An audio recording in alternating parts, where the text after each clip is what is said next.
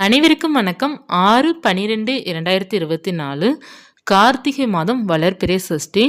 இந்த நாளன்று முருகனுடைய வழிபாடு செய்யும் போது நமக்கு நல்ல பலன் கிடைக்கும். கார்த்திகை மாதமே முருகனுக்குரிய மாதம்.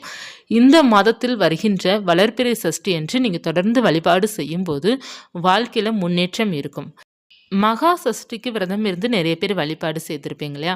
அவர்களெல்லாம் தொடர்ந்து மாதம் மாதம் வரக்கூடிய வளர்பிறை சஷ்டிக்கும் விரதம் இருந்து வழிபாடு செய்யும்போது இன்னமும் உங்களுக்கு நிறைய மாற்றங்கள் உங்கள் வாழ்வில் இருக்கும், முன்னேற்றம் இருக்கும். செல்வ நிலையாக இருக்கட்டும், மற்ற ஏதாவது ஒன்றாக இருக்கட்டும், எல்லாத்துக்குமே நமக்கு ஒரு முன்னேற்றம் இருக்கும். இறை அருள் நமக்கு இருந்து கொண்டே இருக்கும். முருகனுடைய அருள் பரிபூர்ணமாக இருக்கணும் அப்படின்னு நம்ம மகா சஷ்டி மட்டும் இல்லை, மாதம் மாதம் வரக்கூடிய வளர்பிறை சஷ்டிக்கும் முருகனை நினைத்து வழிபாடு செய்யும்போது அவருடைய அருளும் அன்பும் நமக்கு எப்போதுமே நம்ம கூடவே இருக்கும். இந்த ஒரு நாள் மட்டும் விரதம் எப்படி இருக்க வேண்டும் அப்படின்னு முருகனுக்கு வெள்ளிக்கிழமை அன்று இந்த விரதம் வருது. அதாவது கார்த்திகை மாதம் வளர்பிறை சஷ்டி. வெள்ளிக்கிழமை காலை எழுந்து தலைக்கு குளிச்சுட்டு முருகனுக்குன்னு ஒரே ஒரு தீபம் ஏற்றி வைத்து, முருகா இந்த விரதம் நான் இருக்க ஆரம்பிச்சிருக்கேன், நல்லபடியாக அந்த விரதத்தை நிறைவு செய்ய வேண்டும், என்னுடைய வேண்டுதலை நீங்கள் தான் நிறைவேற்றி வைக்கணும், உங்களை தான் நம்பி இருக்கிறேன் அப்படிங்கிறத சொல்லிட்டு தீபம் ஏற்றி வைத்து பால் தேன் கலந்து நெய்வேத்தியம் வச்சுடுங்க. சிம்பிளாக உங்களால் என்ன முடியுதோ அதை நெய்வேத்தியம் வச்சுட்டு கந்த சஷ்டி கவசம் இருக்குது பார்த்திங்களா, அதை பாராயணம் பண்ணுங்கள். இல்லை எனக்கு நேரம் இல்லை, குழந்தைங்களுக்கு ஸ்கூலுக்கெலாம் அனுப்பணும், நான் வேலை பார்க்கணும் அப்படி இருப்பவர்கள் காலையில் ஓம் சரவணபவாய நமக அல்லது ஓம் பாலகுமரனே நமக, ஓம் குமராய நமக, ஓம் கந்தனே நமக அப்படிங்கிற நாமத்தை, இல்லைன்னா ஓம் சஷ்டிபதையே நமோ நமக, அந்த நாமத்தை ஒரு 6 முறை மட்டும் சொன்னால் போதும். சொல்லிவிட்டு முருகன்கிட்ட வேண்டிட்டு நீங்கள் அடுத்து உங்கள் வேலையை பார்க்கலாம். பார்த்துட்டு மாலை நேரம் மாலை 6 மணிக்கு முருகனுக்கு நீங்கள் காலையில் தலைக்கு குளிச்சிட்டிங்க அப்படின்னா மாலை நேரம் பார்த்தீங்கன்னா உடம்புக்கு மட்டும் குளித்து கொள்ளலாம். அல்லது நான் ஒரு முறை தான் குளிப்பேன், 2 முறை குளித்தா சேராது அப்படி இருப்பவர்கள் இப்போ காலையே குளித்தவங்க மாலை நேரம் முடியும் அப்படின்னா குளிங்க, உடம்புக்கு மட்டும் குளித்தா போதும். இல்லை என்றால் முகம் கை கால் மட்டும் நீங்கள் கழுவிக்கோங்க, வாஷ் பண்ணிவிட்டு நீங்கள் அதற்கப்புறம் நீங்கள் தீபம் ஏற்றி வைத்து வழிபாடு செய்யணும். முருகனுக்கு செவ்வரளி மலர்களால் அலங்காரம் செய்துக்கோங்க. அவருக்கு உரிய மலரே செவ்வரளி, செண்பகப்பூலாம் சொல்லுவாங்க, அதெல்லாம் நமக்கு கிடைக்காது. கிடைக்கிற பூ செவ்வரளி பூக்கள், மல்லிகை, சாமந்தி, அப்புறம் சம்மங்கி, இந்த மலர்கள்லாம் நமக்கு ஈஸியாக கிடைக்கும். அதை நீங்கள் வைத்து அலங்காரம் செய்துக்கோங்க. அவருடைய படத்திற்கு அலங்காரம் செய்யுங்க. சிலை வைத்திருக்கிறீங்க அப்படின்னா அபிஷேகம் செய்யுங்க. அவருக்கு உரிய அபிஷேகம் பன்னீர் அபிஷேகம், விபூதி அபிஷேகம், சந்தனம், அப்புறம் பால், தயிர், இந்த மாதிரி அவங்களால என்ன முடியுதோ ஒரு 6 அபிஷேகம் பண்ணிக்கோங்க. பஞ்சாமிர்தம் அபிஷேகம் அவருக்கு ரொம்ப பிடித்தமான அபிஷேகம் அப்படிங்கிறது இருக்குது. அது உங்களுக்கு கிடைச்சதுன்னா பண்ணுங்கள், இல்லைன்னா கிடைக்கிறத வைத்து நீங்கள் எளிமையாக பண்ணிக்கோங்க. பண்ணிவிட்டு நீங்கள் வழிபாடு செய்யுங்க. இப்போ வேல் வைத்திருப்பவர்களும் வேலுக்கு அபிஷேகம் பண்ணுங்கள். இந்த ஒரு நாள் பண்ணாலே போதும், அவருக்கு உரிய சஷ்டிக்கு நம்ம பண்ணால் போதும். அபிஷேகம் செய்துட்டு படம் வச்சுருக்கீங்கன்னா படத்தை சுத்தப்படுத்திட்டு சந்தன குங்குமம் போட்டு வைத்து தீபத்தை ஏற்றி வச்சுக்கிடணும். தீபம் எத்தனை தீபம் ஏற்றணும் அப்படின்னா 6 தீபமும் நம்ம ஏற்றலாம், அல்லது 2 அகல் விளக்கும் ஏற்றலாம், 1 அகல் விளக்கும் ஏற்றலாம், நம்மளுடைய விருப்பம்தான்.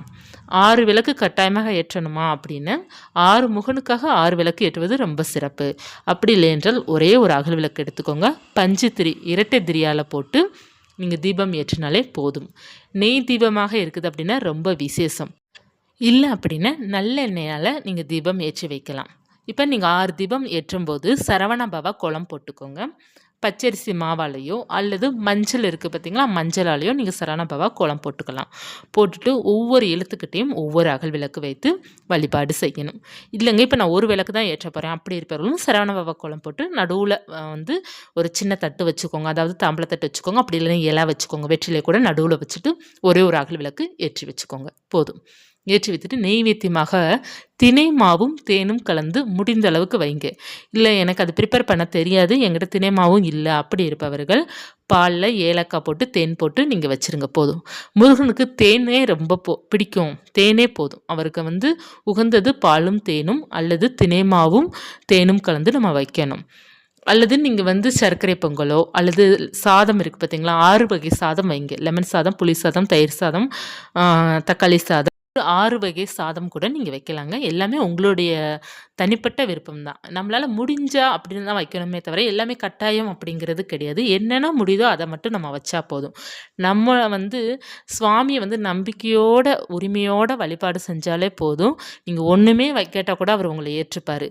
நம்ம வந்து எல்லாமே நமக்கு முடியுது, என்னால வைக்க முடியும், எனக்கு வசதி வாய்ப்புகள் இருக்கின்றது, என் உடல் வந்து நல்லா ஆரோக்கியமா, தெம்பா இருக்குது அப்படின்னா, இதெல்லாம் நீங்க ப்ரிப்பேர் பண்ண முடியும். இல்ல என்னாலே முடியல அப்படி இருப்பவர்கள், குழந்தை வச்சிருக்கிறவங்க, குழந்தைக்கு வந்து ஃபீட் பண்றவங்கலாம் எல்லா வேலையும் செய்ய முடியாது இல்லையா? அப்படி இருப்பவர்கள் வந்து விளக்கு மட்டும் ஏற்றி வைத்து, ஒரு டம்ளர் பால் மட்டும் வைத்து நீங்க வழிபாடு செஞ்சா போதும். இந்த வளர்பிறை சஷ்டிக்கு முடிந்த அளவுக்கு வெற்றிலை பாக்கு, வாழைப்பழம் வைங்க. வெற்றிலை தீபம் ஏற்றணுமானா அது உங்களுடைய விருப்பம் தான். கட்டாயம் கிடையாது. வெற்றிலை பாக்கு, வாழைப்பழம் வைப்பது அந்த பூஜைக்கு முழுமை பலன் நமக்கு கிடைக்கும். மாலை நேரம் வெற்றிலை பாக்கு, வாழைப்பழம் வைத்துட்டு கந்த சஷ்டி கவசம் பாராயணம் கட்டாயமாக பண்ணுங்க. வளர்பிறை சஷ்டியோ அல்லது தேய்பிறை சஷ்டியோ கிருத்திகை பூஜை உங்களுக்கு எல்லாமே வெற்றியா இருக்கணும். அந்த பூஜை செய்த ஒரு பலன் உங்களுக்கு அந்த ஒரு பாசிட்டிவ் வைப் கிடைக்கணும். அந்த ஒரு பூஜை திருப்தியான ஒரு நிலை நமக்கு வரணும் அப்படின்னு நீங்க வந்து சஷ்டி கவசம் வந்து பாராயணம் நீங்க பண்ணணும். அதாவது சஷ்டி கவசம் நம்ம வாயால படிப்பது ரொம்ப நல்ல பலனை கொடுக்கும். நம்ம வந்து முடியல அப்படின்னா காதால தான் கேட்போம். நம்ம வந்து யூடியூப்லயோ அல்லது டிவிலயோ நமக்கு ஓடும் பார்த்தீங்களா, அத நம்ம கேட்போம். தவறு கிடையாது. ஒண்ணும் தவறு கிடையாது. நம்ம தாராளமாக கேட்கலாம். நம்ம வந்து இந்த வளர்பிறை சஷ்டி செவ்வாய்க்கிழமை இந்த தினத்தன்று நம்ம வந்து முருகனுக்கு வந்து பாடி அவரை மகிழ்விப்பது நம்ம வந்து முருகனை சீக்கிரமா உணர முடியும். அதற்காக நான் சொல்றேன். இப்ப நிறைய பேர் வந்து முருகனை உணரணும், முருகன் என் கூடயே இருக்கணும் அப்படிங்கிற மாரி நிறைய ஃபீல் பண்றோம் பார்த்தீங்களா? அந்த மாரி ஒரு டச் நமக்கு தேவைன்னா, நமக்கு வந்து முருகனுக்கு வந்து நம்ம பாடணும்.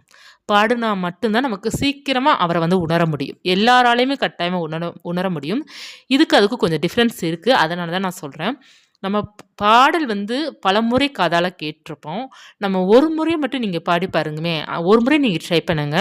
பாடி பாருங்க. அதற்கப்புறம் உங்களுக்கு இருக்கிற வைப் பாருங்க. செம்மையா இருக்கும். ஒரு பாசிட்டிவ் நல்ல ஒரு நேர்மறை ஆற்றல் இருக்கும். முருகன் நம்ம பாடல கேட்பது போல ஒரு உணர்வு இருக்கும். மனதில் பார்த்தீங்கன்னா, ஒரு இனம் புரியாத ஒரு ஆனந்தம் நமக்கு இருக்கும். என்னன்னே சொல்ல முடியாத அளவுக்கு ஒரு மகிழ்ச்சி நமக்கு இருக்கும். அந்த மகிழ்ச்சி நமக்கு வேண்டும் அப்படின்னா, வேல்மாறலோ அல்லது கந்தசஷ்டி கவசமோ, மந்திரங்களோ நம்ம ஜெபிக்கும்போது, அதாவது நம்ம சொல்லும்போது, நமக்கு பல மடங்கு நன்மைகளை கொடுக்கும். தினமும் காலை, மாலை இருவேளையும் கந்தசஷ்டி கவசம் கேட்க கேட்க நமக்கு வறுமை நீங்கும்.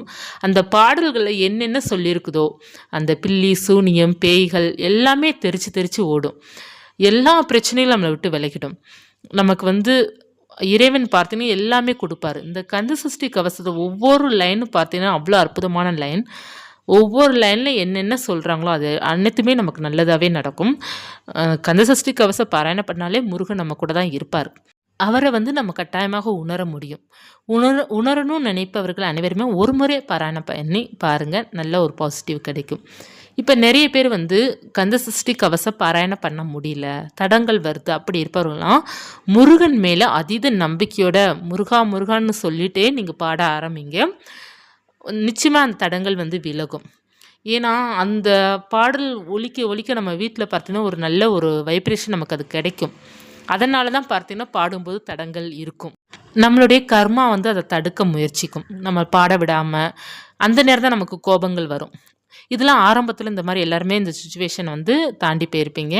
எதுவுமே பார்த்தீங்கன்னா முதல் முறையாக பண்ணும்போது தான் இத்தனை தடைகள் வரும். நீங்கள் அந்த தடைகளை வந்து முருகன் மேலே நம்பிக்கை வைத்து அதை உடச்சி நீங்கள் மறுபடியும் பாட ஆரம்பிச்சிங்க அப்படின்னா அந்த கெட்டது ஃபுல்லாக உங்களை விட்டு விலகிடும். சோதனைகள் எல்லாமே தீர ஆரம்பிக்கும். முருகனுக்கு உங்களுக்கு பாண்டிங் நல்லா இருக்கும். முருகன் உங்ககிட்ட இருக்கிறது போல உங்களுக்கு தோன்ற ஆரம்பிக்கும். இப்போ சஷ்டி அன்று நீங்கள் விரதம் இருந்து வழிபாடு செய்பவர்கள் காலை எழுந்த உடனே சுவாமிக்கு வந்து தீபம் ஏற்றிட்டு பால் பழங்கள் சாப்பிட்டுக்கலாம். மதியம் ஒரு வேளை பட்டினியாக இருந்து கொள்ளலாம். இல்லை சாப்பிடணும் அப்படின்னு நினச்சிங்கன்னா சாப்பிடுங்க, ஒன்று தவறு கிடையாது. மாலை நேரம் பார்த்தீங்க அப்படின்னு சுவாமிக்கு வைக்கிற நெய்வேத்தியத்தை பிரசாதமாக எடுத்து சாப்பிட்டுக்கோங்க.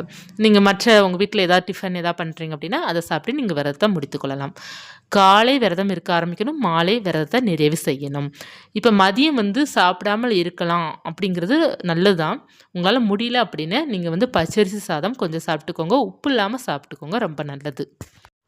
கொஞ்சம் வந்து மோரோ அல்லது தயிரோ ஊற்றி சாப்பிட்லாம். இப்போ நிறைய பேர் வந்து கேட்குறது என்ன அப்படின்னா, சஷ்டி விரதம் இருக்கும்போதோ இல்லை மற்ற விரதம் இருக்கும்போதோ டீ குடிக்கலாமா அப்படிங்கிறது கேட்குறீங்க. பால் குடிக்கிறோம். பாலுக்கு பதிலா டீய குடிக்க போறோம். இந்த பால் குடிக்கிறது நமக்கு நல்லது. டீ குடிக்கிறது வந்து தீங்கு அப்படிங்கிறது வந்து அதில வந்து ஒரு காரணத்துக்காக தான் சொல்றாங்க. எதற்காக அப்படின்னு நம்ம வந்து விரதம் இருக்கும்போது, பட்டினியா இருக்கும்போது, அந்த டீ குடிக்கும்போது நம்மளுடைய வயித்துல வந்து புண்ணு உண்டாக ஆரம்பிக்கும். அதனால தான் பால நல்லா ஆற வச்சு நம்ம குடிக்கிறது. இதற்காக தான் பால் குடிக்கணும்னு சொல்றாங்களே தவிர, டீய இதற்காக தான் அவாய்ட் பண்ணணும்னு சொல்றாங்க.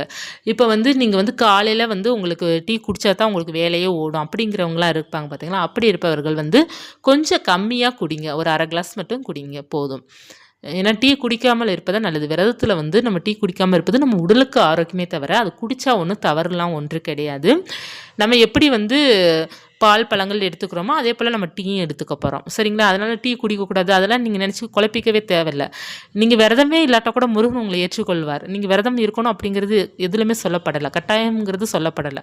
நம்ம முருகனுக்காக நம்ம விரதம் இருக்கணும் அப்படிங்கிறது நெனைக்கிறேன். அப்படி உண்மையான பக்தியுடன் இருக்கும்போது தான் நமக்கு இன்னமும் சிறப்பான பலன் நமக்கு கிடைக்கும்.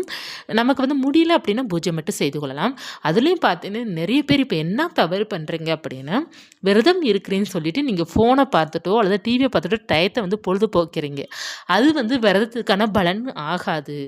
நம்ம வந்து விரதம் இருக்கிறது என்ன அர்த்தம் அப்படின்னு, முருகனே நினைப்பு தான் விரதம். முருகன நினைக்கிறத விட்டு போட்டு, நம்ம வந்து டிவி சீரியல பார்த்துட்டோ, அல்லது ஃபோன்ல நெறைய ஷார்ட்ஸ் பார்த்துட்டோ, டயத்த நம்ம வேஸ்ட் பண்றோம் அப்படின்னா, அது விரதத்துக்கான பலன் கிடைக்காது. நமக்கு வந்து விரதம் இருக்கிறோம் அப்படின்னா, முருகன மட்டும் நம்ம நினைக்கணும். முருகன பற்றி தான் பேசணும். முருகனுடைய பக்தி படங்கள் பார்க்கலாம். அவருடைய படம் பார்த்தா அவர் மேல இன்னமும் நமக்கு அன்பு அதிகரிக்கத்தான் செய்யுமே தவிர குறைய போறது கிடையாது. அன்பு அதிகமாகும். இன்னமும் அவருடைய திருவிளையாடல பார்க்க பார்க்க இன்னமும் நமக்கு ரசிக்க தோன்றும். நல்லது. பக்தி படங்கள் பார்க்கலாம். அப்படி இல்லை என்றால் நீங்க வந்து டிவியோ அல்லது ஃபோனோ வந்து அவாய்ட் பண்ணிறது ரொம்ப நல்லது. அந்த ஒரு நாள். முருகனுடைய நாமத்த மட்டும் சொல்லிக்கிட்டு இருக்கணும் அந்த நாள். இப்ப வெள்ளிக்கிழமை நீங்க விரதம் இருக்கிறீங்க அப்படின்னா, வெள்ளிக்கிழமை முழுவதும் உங்களுக்கு முருகனுடைய நினைப்பு மட்டும் தான் இருக்கணும். பொழுதுபோக்குக்கு நீங்க வந்து டிவி பயன்படுத்தக்கூடாது. அந்த விரதம் இருக்கிற அன்னைக்கு டயத்த வந்து பொழுதுபோக்கணும். நமக்கு அந்த டயம் வந்து நமக்கு நகலணும் அப்படிங்கிறதுக்காக நம்ம டிவியோ, ஃபோனோ பார்க்குறோன்னா, அது முழு பலன் நமக்கு கிடைக்காது. நீங்க ஒண்ணு டிவி பார்க்குறீங்க அப்படின்னா, பக்தி படங்கள் மட்டும் பாருங்க. சஷ்டி கவசத்த பாருங்க, கேளுங்க. வேல்மாறல கேளுங்க. முருகனுடைய பக்தி படங்கள், முருகன் அடிமை, திருவருள், திருவிளையாடல் நெறைய படங்கள் முருகன பற்றி நெறைய படங்கள் இருக்கு பார்த்தீங்களா? முருகனுடைய பக்தி படங்கள். முருகனுடைய பக்தி படம் போட்டாலே நமக்கு எல்லா படமும் வரும். YouTubeல வரும். அதில உங்களுக்கு எந்த படம் பிடிக்குதோ அந்த படம் பாருங்க.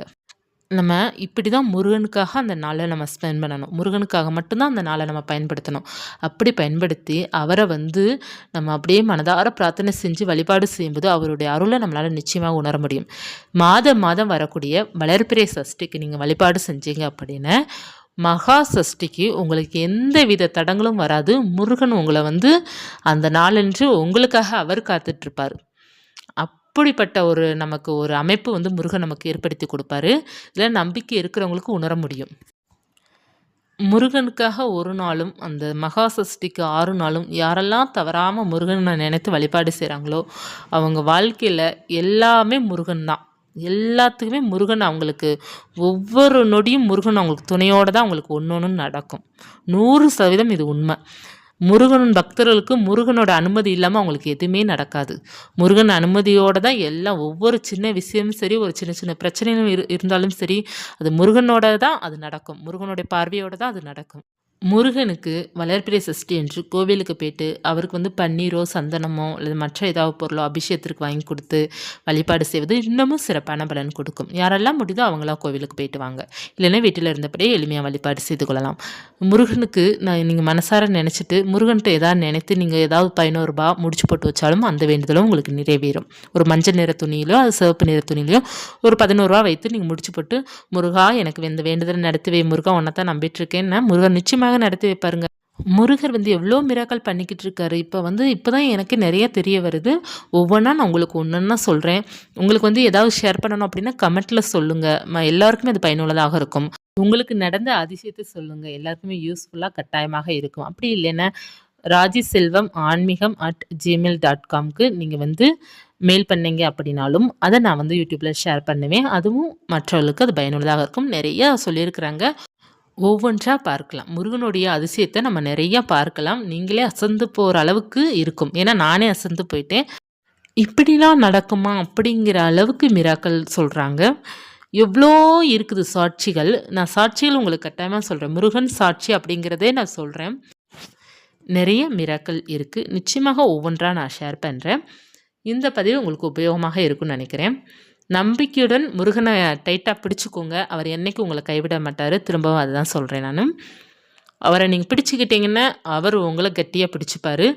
அவர் உங்களுக்கு எந்த ஒரு சூழ்நிலை இருந்தாலும் அவர் உங்களை விடமாட்டார். யார் உங்களை விட்டாலும் அவர் உங்களை விடமாட்டார். அந்தளவுக்கு ஒரு முருகர் பக்தர் மேலே பாசம் கொண்டவர் முருகர்.